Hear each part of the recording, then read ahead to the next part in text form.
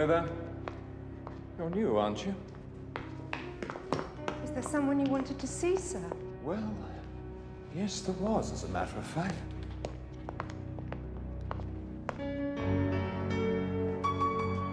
I'd rather like a few quick words with my wife.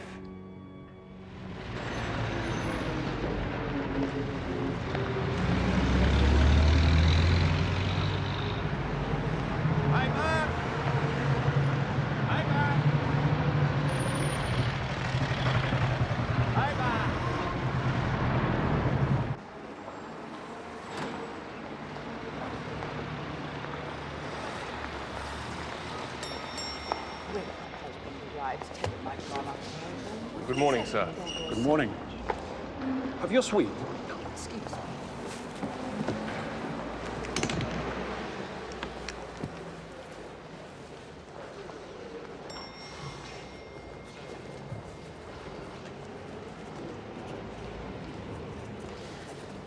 And how long will we be having the pleasure of your patronage, Monsieur le Comte?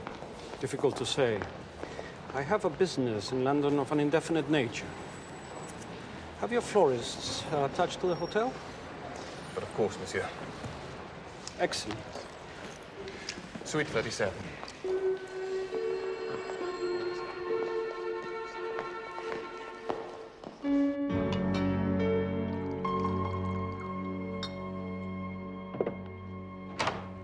Flossie, darling.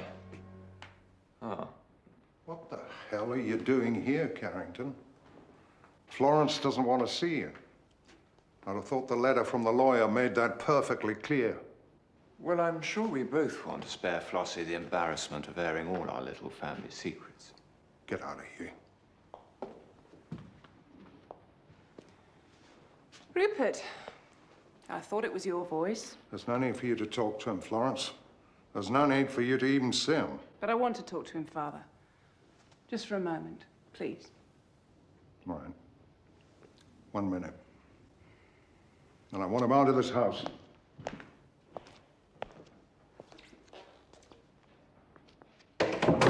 He never liked me.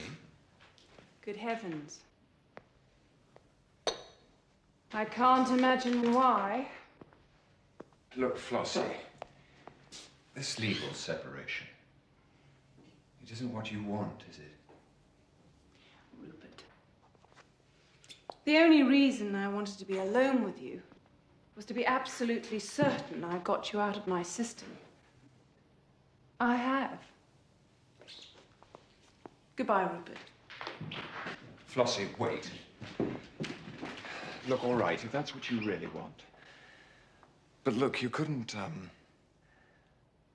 I'm in a spot of difficulty. You mean money? Not a penny of it. You've had a good run for my money, but now it's over. I think you should help me out, Flossie. What were they standing out of the close yesterday in Sydney? Listen, the geologist's report is fine. Couldn't be better. Where do the rumors start, you know? Paris? Who in Paris? Look, Tommy, hold the bank off. When the real report's published, those shares are gonna rocket. Yeah, right.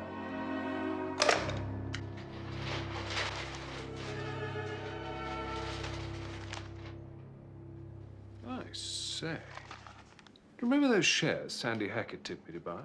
Shares, Hastings? The Australian mining company, Yellow Creek. He said they were about to make some spectacular discovery. Do not tell me, Hastings. They are down to 5 shillings. 3 and 6, actually. I thought you didn't study the stock market. I do not, Hastings. I study the psychology. Monsieur Hackett is what we call the congenital optimist. The only occasion on which we met, he assured me with the utmost certainty that it would not rain that afternoon because he was going to the garden party. Yes, I remember. It bucketed down.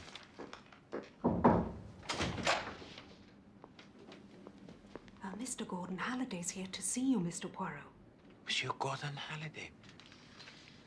Show him in by all means, Miss Lemon. Is that the Australian Gordon Halliday? Mais oui, the self-made millionaire par excellence. But he's the chairman of Yellow Creek Mines. Do you think he'd advise me? Hastings, I forbid you to mention it. Monsieur Halliday is here to ask for advice, not to give it.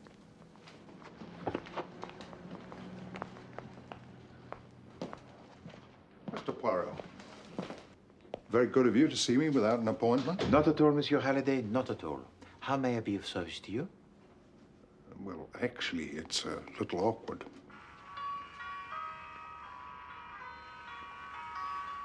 Flowers from Monsieur le Comte again, madam. Not more of them. What does he say this time? I am desolated not to have heard from you. Can it possibly be that I am condemned to take tea alone? Have pity, my lovely Florence, have pity. He hasn't changed one bit. Well, I could do with a bit of cheering up.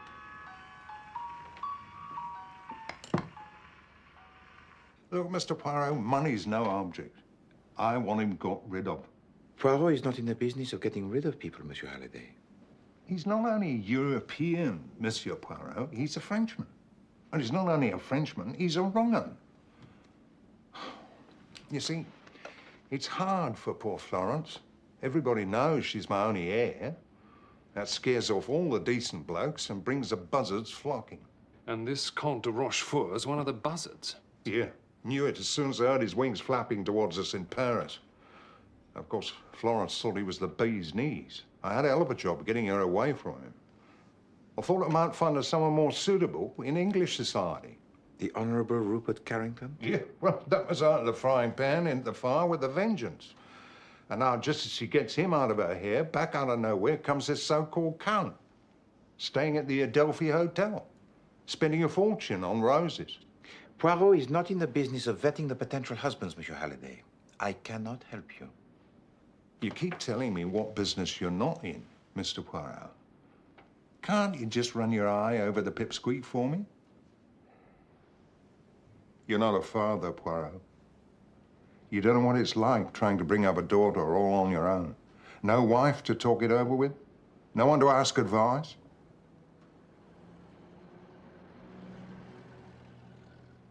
Very well. I will run my eye over him for you. I can tell you where he'll be in half an hour from now. Unless I'm very pleasantly mistaken, Florence will be there too.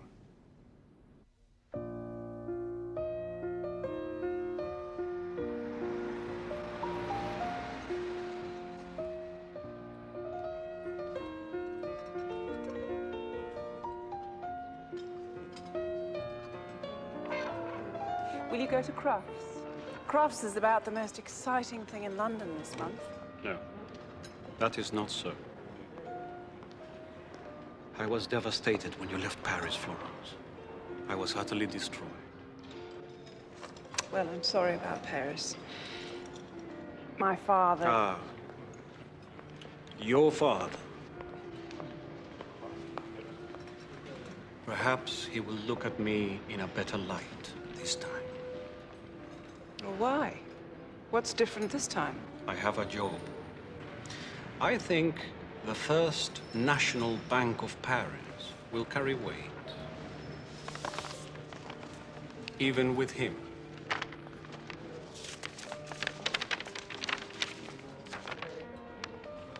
Well, Hastings, what do your instincts tell you about our so elegant Count? Well, not a lot, really. Just looks like a typical frock. A typical Frenchman. I mean, typical Frenchman of his time. A Frenchman. Quite so, quite so. Typical of his type.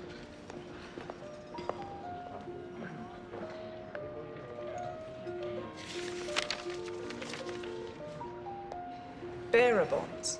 Worth 20,000 of your English pounds. Now, if the bank can trust me to such an extent, so can your father. So can you. Perhaps. Is this something to do with some financial masterstroke? I will tell you all about it when we meet tomorrow. Oh, not tomorrow, I'm afraid. Tomorrow I'm going away for the weekend.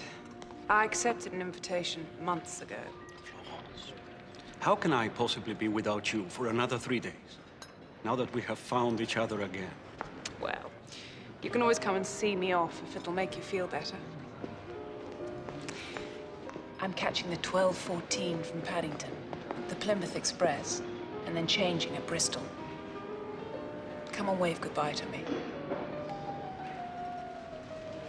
It is only for 3 days.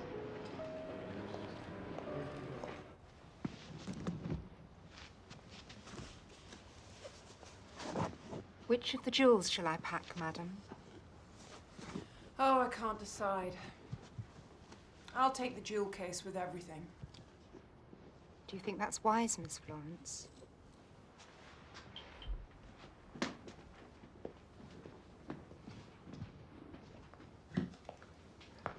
Florence, oh, do you have to wear those? With this? Don't be silly, Father. Pack these, Jane. Do you have to take them all?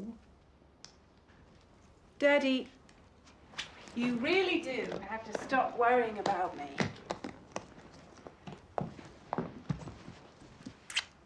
Be a dear. Help Jane with the cases.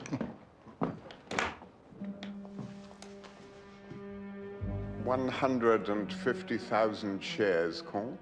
150,000. The Yellow Creek Mining Corporation. To be sold when they reach £1.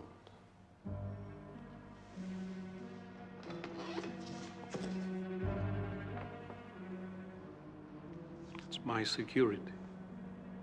Be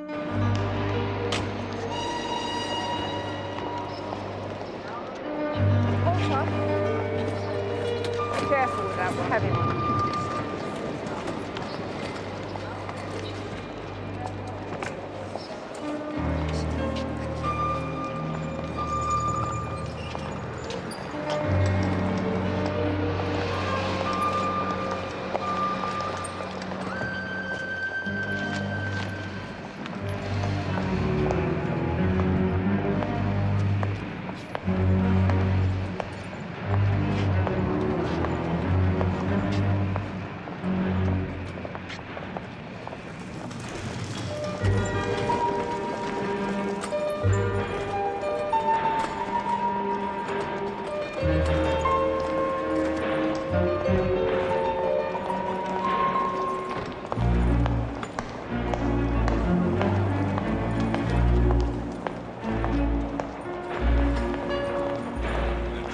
Now standing on platform 1 is the 12:14 Plymouth Express via Bristol. The 12:14 Plymouth Express via Bristol will depart from platform 1. Are you sure you wouldn't rather I stayed with you, madam? Quite sure. You go and find your own seat. Are you expecting company, madam? Of course not. Why on earth should I be?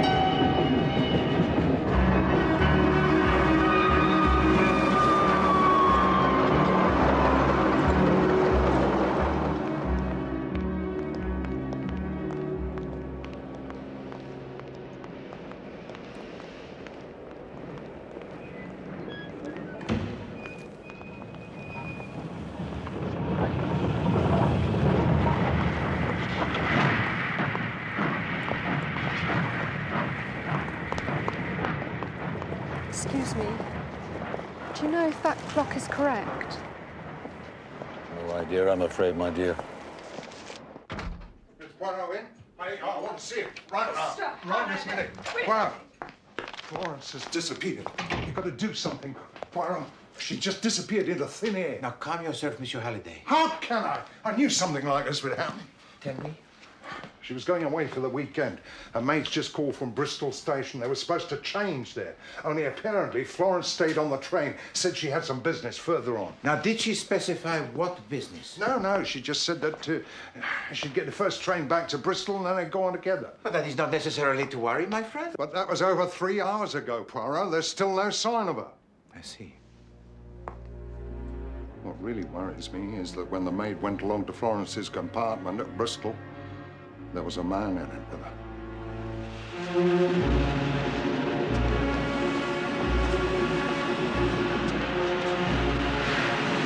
Train now arriving on platform 1 is the 12:14 from Paddington. This is Plymouth Station. The train now arriving on platform 1 is the 12:14 from Paddington.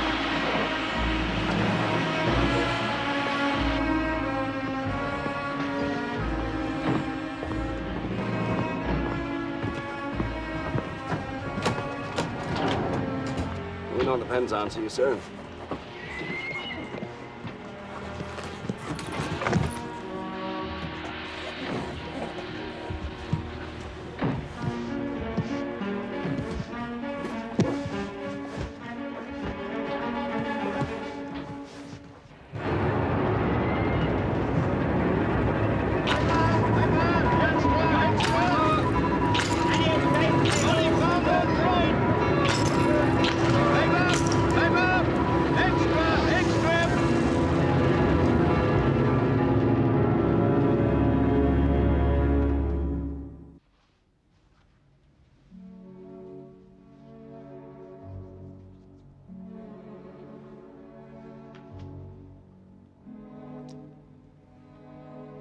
What's it all for, Poirot? You're a clever man. You tell me that. My dear friend, I'm so very, very sorry. You find a murderer, Poirot. I'll make you richer than you ever dreamed. Halliday, my friend, it is not a question of money. Believe me, I also shall not rest until the murderer is brought to justice. Now, it is essential that I speak with the maid at the earliest possible moment. She's in the breakfast room. The police are questioning her right this minute. I tell you, I never saw his face. That's a bit hard to credit. Well, she made sure that I didn't. Mrs. Carrington. She was standing in the doorway when we got to Bristol with the luggage already out in the corridor. I just caught a glimpse of him over her shoulder. He had his back to me. Well, you must have noticed something. I told you he was tall. He had on a dark suit, and I think... I'm almost positive that his hair was dark too, but that's all I remember. All right, Poirot. Hastings, I heard you were here. Nasty business, this. With agar. A genuine tragedy. If I may ask you, mademoiselle, did he seem to you in any way familiar? No, I don't think he did. Could it have been Mrs. Carrington's husband? Well, I only saw him once. I suppose it could have been. Have you ever met a man who calls himself Le Comte de Rochefort? No, sir. Bien. Thank you very much, mademoiselle.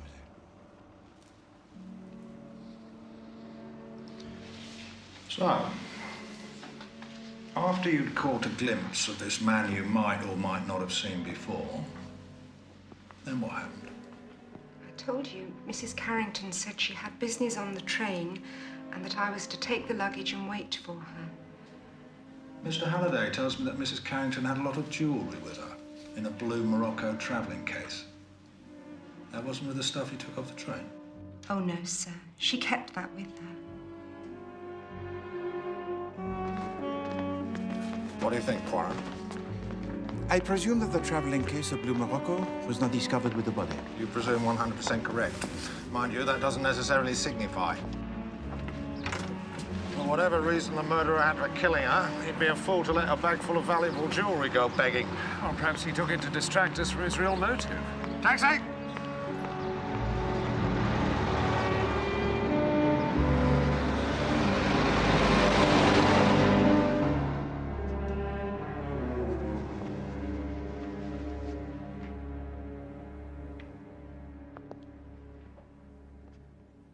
How long had she been dead when the body was discovered at Plymouth? About 3 hours, the doctor says. After Bristol, the train stops at Weston, then on again to Taunton.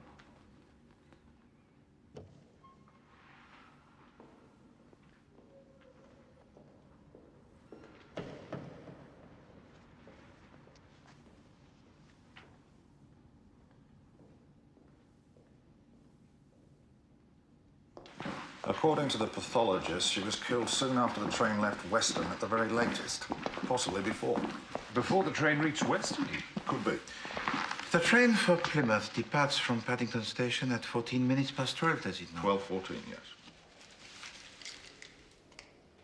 Hastings, what do you say to an invigorating ride into the West Country?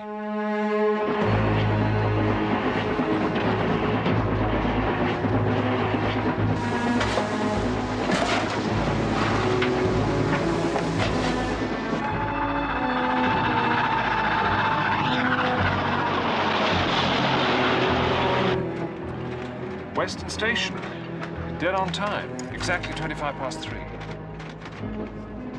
Excellent. And exactly 35 minutes after leaving Bristol. At which time yesterday Madame Carrington was alive and well. The question is, Hastings, was Madame Carrington still alive and well at this moment? And if she was alive and well, did she remain in the carriage? Or did she descend from the train onto the platform? Perhaps to stretch her legs, taking the fresh air? And did anybody see her doing it? Précisément. Perhaps we should ask a porter or something. Yes, we could. Or possibly. Fight! Fight! Let's get your papers here!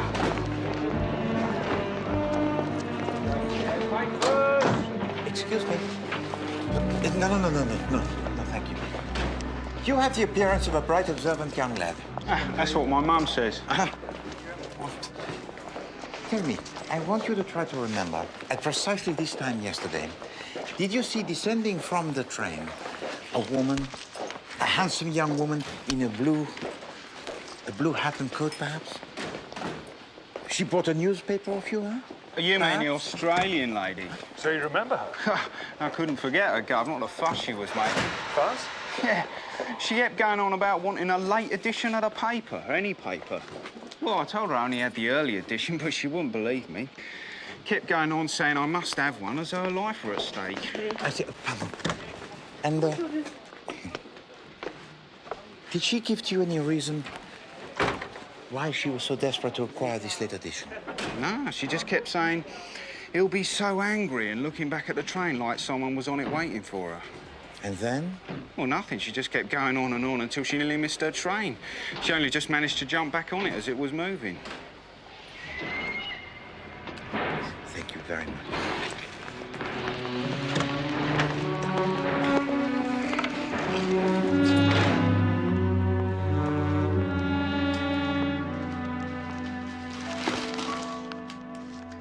Early edition, late edition, early edition, late edition.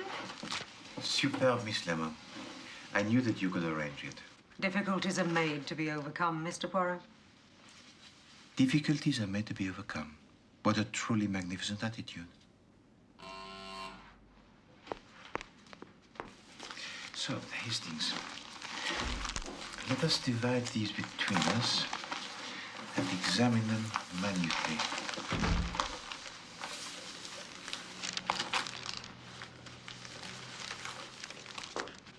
Inspector Japp. Chief Inspector? Poirot. Hello, what's this? You looking for a job? No, I know. You've had a chat with that newsboy. You think there's something in it? That is what we are trying to discover, Chief Inspector. Well, I just thought I'd come and tell you, you could be on the right track with that French gent. Apparently, he left the Adelphi at 11 o'clock yesterday morning, an hour before the express left Paddington, and didn't get back till gone 10 in the evening. And nobody has any idea where he spent the day. However, we picked him up trying to catch the boat train this morning. We just stopped him for questioning, and he made a run for it.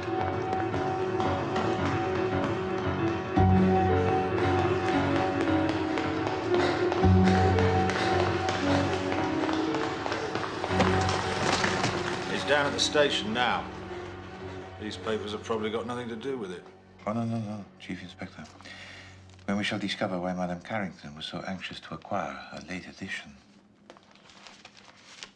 then we shall know why she was killed and who is responsible.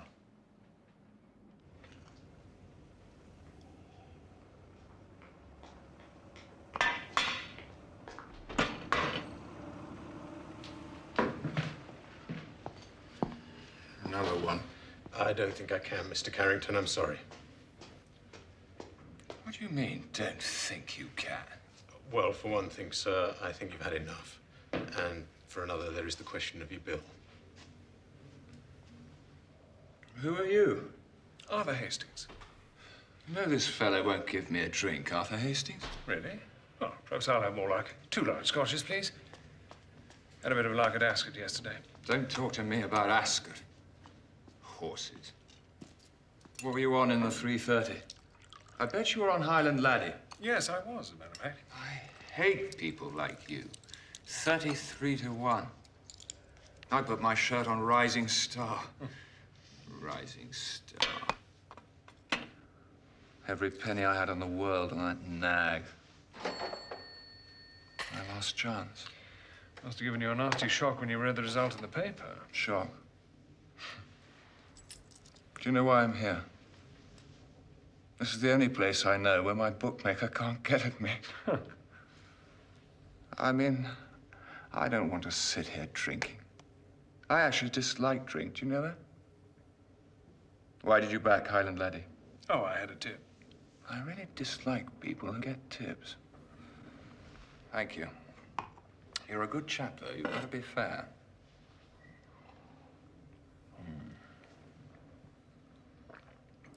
How did you know I read about it in the paper?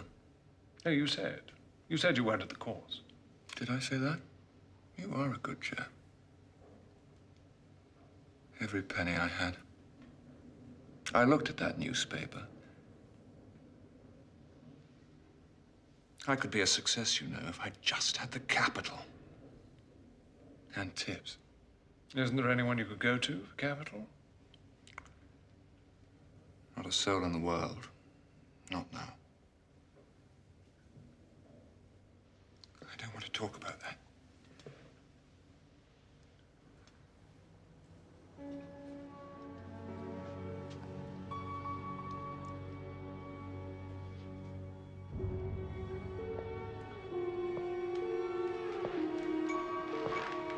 I demand to see the French consul.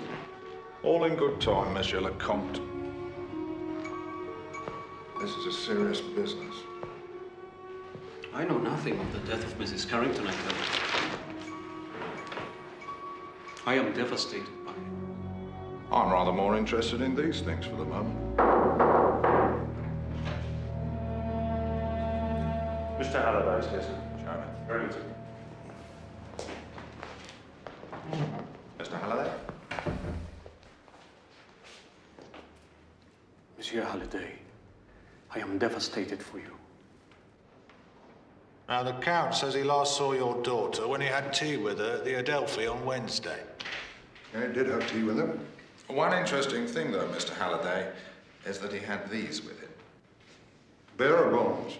And what the Count can't tell us, you see, is what sort of financial dealings would require him to bring £20,000 worth of these bonds into England and then take them back again to Paris 3 days later. And he was obviously using them as security. Security for what? That is my bank's business. Not according to them, it isn't, sir. I rang them up, you see. They're quite anxious to have a word with you. What bank are we talking about? The International Bank of Paris. Wait a minute. I know what he wanted the security for. 10 days ago, somebody started a rumor that a geologist's report on one of my mines was going to be unfavorable. The shares plummeted. He must have made a real killing. He'd bought the shares at about 3 shillings and sold them the day after the real report came out. And they went back up again to about 20. Making about £100,000. This sounds like something for the fraud department. Fraud? What fraud? It's normal business practice. No wonder you were so anxious to get hold of the late edition.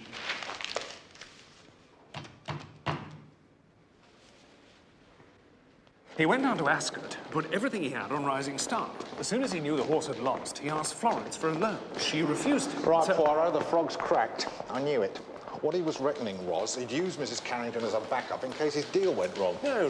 He lost every penny he had at the races. Races? Who had? What races? Rupert Carrington, No, Rising Star. it's got nothing to do with Carrington. But please, my friends, if you please. How can I possibly arbitrate between your two ingenious theories if I can hardly distinguish one word of them? Now, Chief Inspector, your theory, as I understand it, is that the Comte de Rochefort intended to use Madame Carrington as a fallback on. If the takeover deal went wrong, he would then demand of her the money in order to redeem the bonds. He's admitted as much. But the deal did not go wrong, did it? So why should the Count kill for the jewels of Madame Carrington? Whereas, Hastings, your theory is that when Monsieur Carrington discovered that his certain winner had fell at the last fence, he then demanded from his wife the money in order to remove the threat of the bookmakers. And when she refused, he killed her for her jewelry. Exactly. Then you tell me, Hastings, why does Monsieur Carrington still lurk about his club, drinking himself into oblivion and shaking with fear of what they might do to him, these very same bookmakers? These feverish speculations they will not do. Order and method will be our guides. I have been consulting the admirable files of Miss Fleming. So, Chief Inspector, get 4 of your best men and meet us at this address at 9 o'clock. Find the jewels, and you find the killer.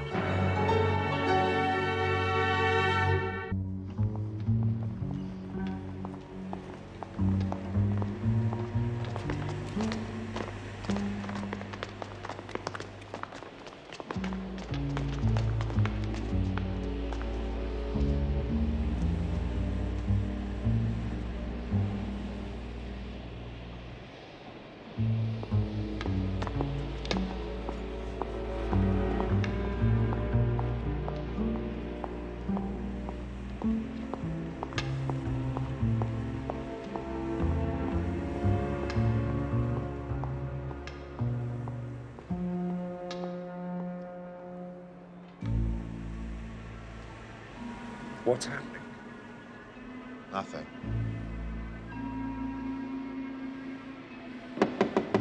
He's knocking at the door. Hold on, someone's answered.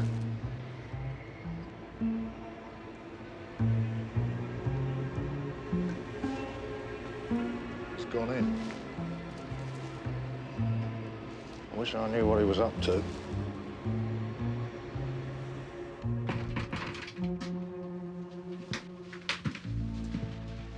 Quite clear what this is about, Mr. A friend advised me to get in touch with you. Friend? What friend?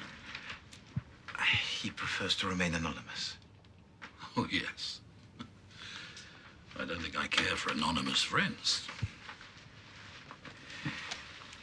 My friend is anxious to buy some jewelry. Plenty of shops around. You look like a jeweler. You're very acute, monsieur.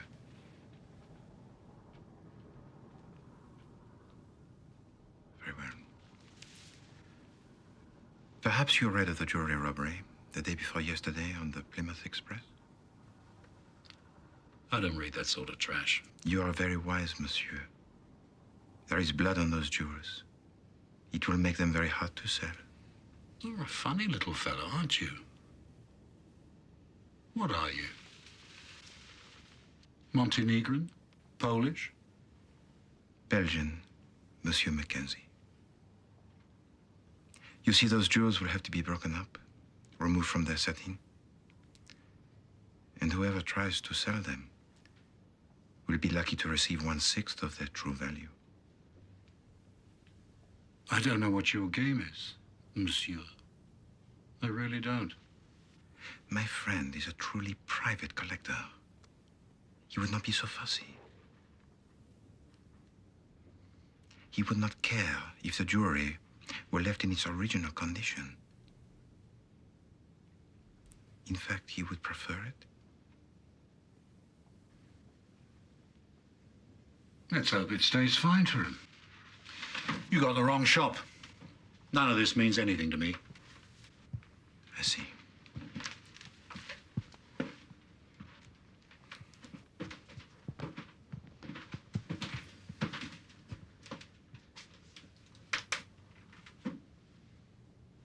Sorry I couldn't be of any help. We all have false hopes, Monsieur Mackenzie.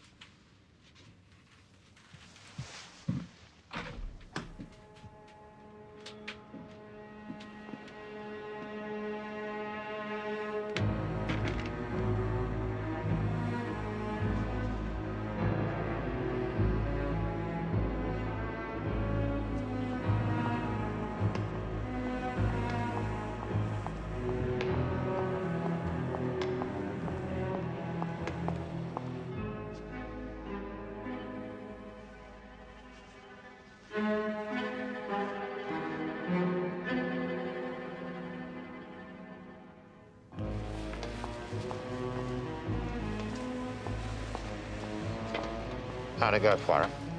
It is him. He denies all knowledge, of course, but there is on the coat rack a duplicate of the coat Madame Carrington was wearing at the time of her death. Why did he need a duplicate? For his accomplice to wear Hastings. I didn't know he had an accomplice. But of course he did. That is how I was able to locate him. Right. Come on, lads.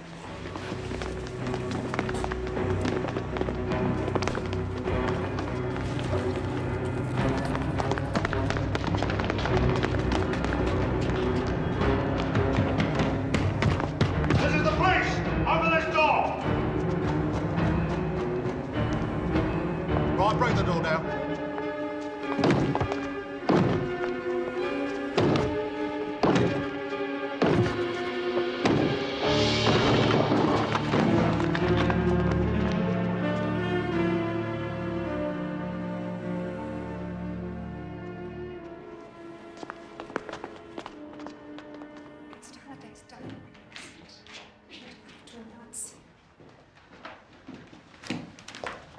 I want a word with you, Mr. Halliday. You weren't welcome when my daughter was alive. You're even less welcome now. I don't care if I'm welcome or not. Why should you have an easy conscience? This horror would never have happened if you hadn't come between Flossie and me. The only thing that came between you and Florence was your character. She saw you for what you were. No, she saw what you wanted her to see.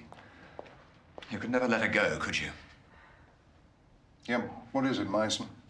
It's the inspector from Scotland Yard, sir, and a lot of other people.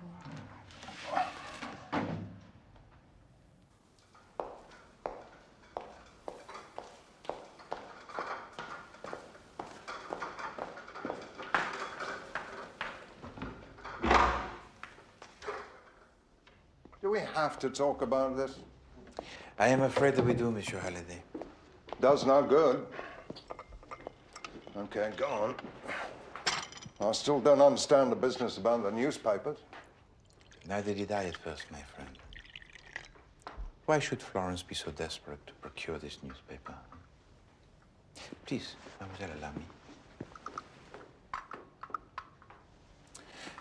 Perhaps her companion was a man who was desperate to know the results of a particular race.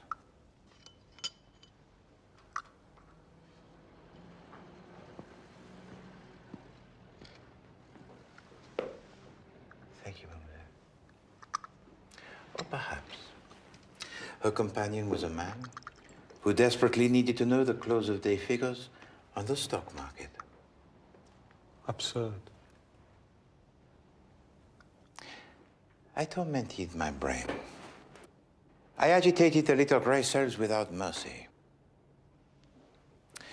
Why did Florence Carrington so desperately want that newspaper? And what was the answer? The answer, my friend, was that she did not. Now, once this idea presented itself to me, the truth it soon became very clear. You see, I knew Florence was murdered because of her jewels, but I also knew something about the man who killed her. Knew what? The man I was looking for had to be a thief of the most steel-hearted, one capable of committing the senseless murder of an innocent young woman. So I looked in the files of Miss Lemon, and what do I find? I find a jewel thief by the name of Mackenzie.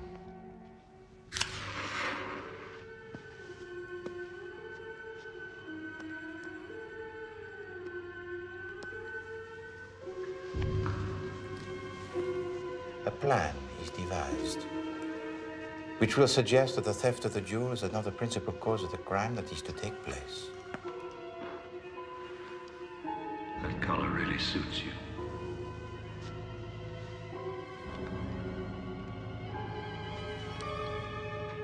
Florence Carrington is traveling with the jewels alone and unprotected on the Plymouth Express. Monsieur Mackenzie has also boarded the train at Paddington. Just as the train reaches Bristol Station, he advances towards a carriage.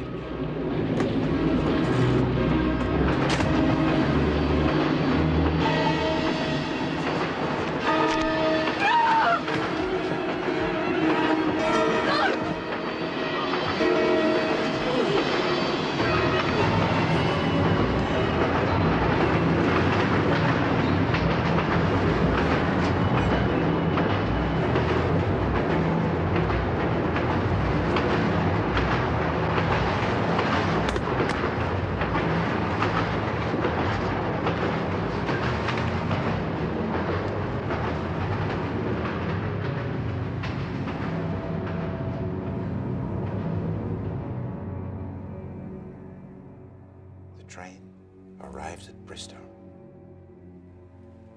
Monsieur Mackenzie descends from the train, carrying with him not only the jewels, but also the baggage of Madame Carrington.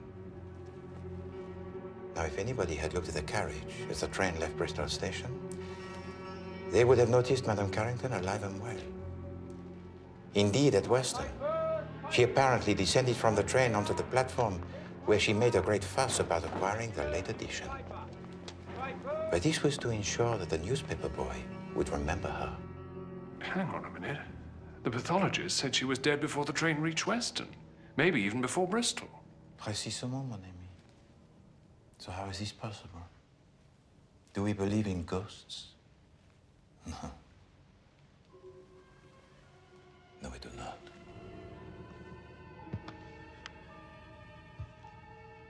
It was not poor Mademoiselle Florence who was seen traveling on the train to Weston. It was not Mademoiselle Florence who made at Weston Station the fracas. It was the accomplice of Monsieur Mackenzie, wearing the duplicate blue coat.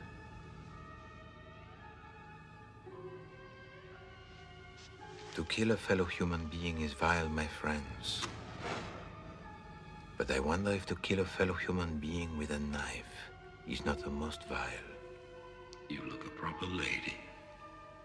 To see the eyes of the victim staring into yours. To feel the breath upon her face. The scrape of the knife point between her ribs. You see, the ruthless accomplice of Monsieur Mackenzie was a woman called Grace Kidd, who was employed by Madame Carrington under the name of Jane Mason. Tell me, mademoiselle, was it absolutely necessary for a poor, wretched woman who had never done to you one moment's harm to die? Was there no other way?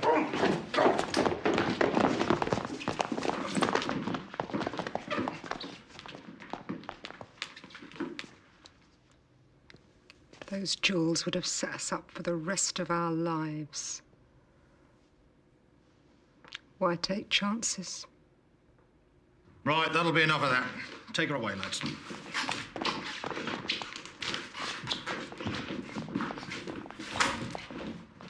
Poor Florence. Poor dear Florence.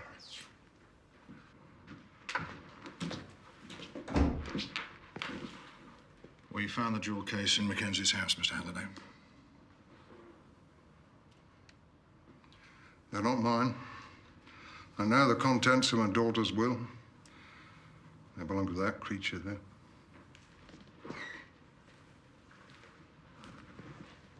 No. No, I don't want them. I'm not going to profit by Flossie's death.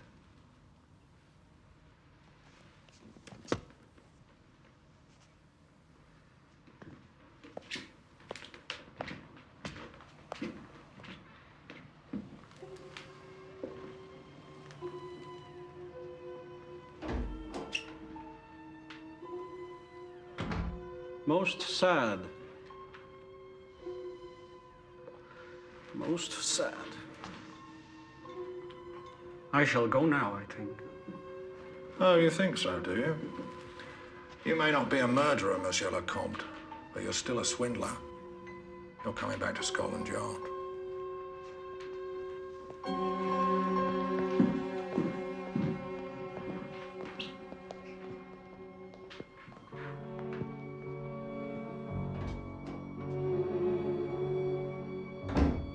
Dear Mr. Poirot, I would like to express my gratitude for your help in this tragic business.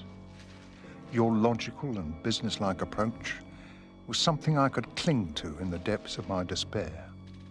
I hope sometime in the future to be able to find a measure of such quiet strength.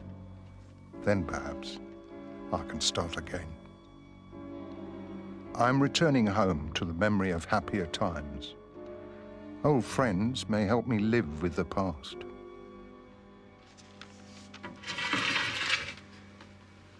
Poor Monsieur Halliday. He says in his letter that he will return to Australia, immerse himself in his work, try to forget. He has been most excessive in his generosity.